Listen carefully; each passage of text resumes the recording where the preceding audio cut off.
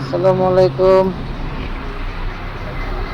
ঢাকা চট্টগ্রাম মহাসড়ক কুমিল্লা সদর দক্ষিণ দয়াপুর রাস্তার মাথায় একটা হানিফ গাড়ি অ্যাক্সিডেন্ট করেছে। খুব ভয়াবহ অ্যাক্সিডেন্ট হয়েছে, তবে আলহামদুলিল্লাহ এখানে যে কোনো যাত্রীর বেশি কোনো ক্ষতি হয়নি।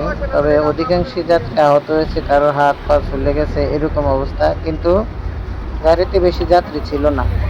তো ড্রাইভার এখানে যাত্রীদের বক্তব্য যে ড্রাইভার নাকি অনেক গতিতে মানুষের গাড়ি ক্ষয়ক্ষতি হয়েছে নাকি? চালিয়েছে। তো অনেক গতিতে গাড়ি চালানোর পরে ড্রাইভারকে অনেকবার সতর্ক করা হয়েছে যে এত গতিতে যেন গাড়ি না চালায়। তো গাড়ির সর্বোচ্চ গতি ছিল 160-160-এর মধ্যে গাড়ি চালাচ্ছিল বিশ্ব রোড হাই রোডের মধ্যে, ঢাকা চট্টগ্রাম হাই রোডের মধ্যে।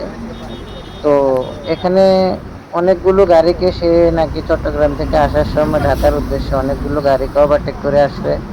তো তার পিছনে আরো কি তাদের কোম্পানির আরো কিছু গাড়ি আছে। অ্যাক্সিডেন্ট হওয়ার পরে এখানে গাড়িগুলো যখন জ্যাম লেগে গেছে, জ্যাম লেগে যাওয়ার পরে এই গাড়িগুলো যখন পিছন থেকে আসতেছে, আসার পরে বলতেছে যে এটা তো আমাদেরকে ওভারটেক করে কখনোই চলে আসছে, সে এখানে উল্টে যাত্রী গেল। ছিল না?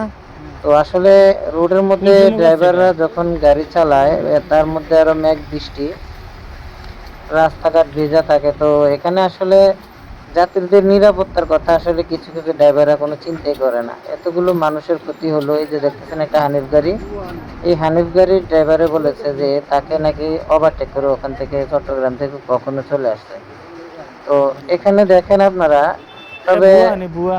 অনেকগুলো যাত্রীর ক্ষতি অরিজিনাল না, হয়েছে। এটা লোকাল ডি। মোটামুটি মানে কেউ এখানে কোনো নিহত হয়নি, তবে আহত অনেকে আহত হয়েছে। তো ড্রাইভারদের উদ্দেশ্য করে একটা কথা বলছি, আপনারা সড়কের মধ্যে গাড়ি চালান ঠিক আছে, কিন্তু সবসময় গতিসীমা বুঝিয়ে গাড়ি চালাতে হবে। তা না হলে সময়ের থেকে মানুষের জীবনের মূল্য অনেক বেশি। একটি দুর্ঘটনা সারা জীবনের কান্না।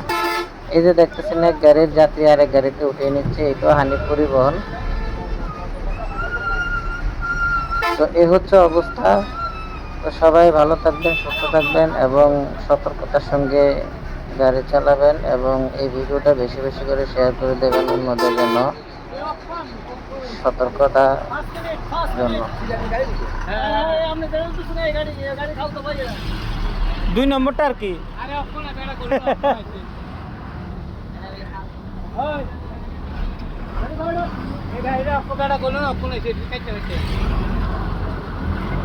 বু-